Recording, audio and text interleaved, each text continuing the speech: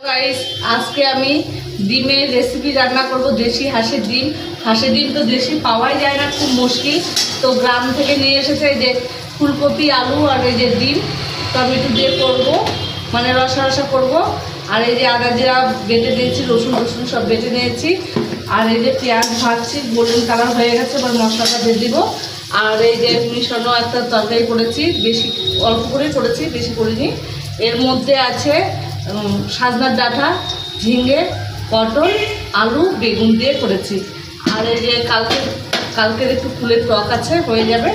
আর এই যে পটল ভেজেছি। তো আজকে দুপুরের মেনু এটাই, দেখতে থাকুন আমি কীভাবে রান্না করি। এখন মশলাটা দিয়ে দেবো, মশলাটা দিয়ে দিলাম, ভেজে নেবো। আগে ফুলকপি আলু একদম ভেজে তুলে রেখেছি, না হলে ভালো লাগে না। ফুলকপি আলুটা লাল করে ভেজে নিলাম, ডিমটাও ভেজে রেখেছি। তো দেখতে থাকুন, লবণ দিয়ে দিয়েছি পেঁয়াজে নরম হওয়ার জন্য। আর এবার হলুদ দিয়ে দেবো। তো দুপুরে আজকে এটা মেনু, আর বেশি কিছু রান্না করবো না।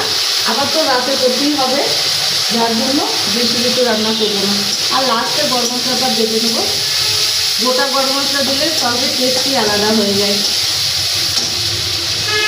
একটু জল দেবো মশলাটা কষানোর জন্য, পরে তো আবার জল দেবই, মশলাটা কষানোর জন্য দিয়ে দেবো।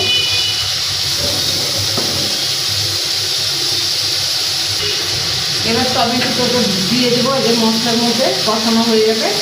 টমেটোটা দিয়ে দেবো, দিয়ে দিলাম আর কি, দিয়ে দেবো না, দিয়ে দিলাম।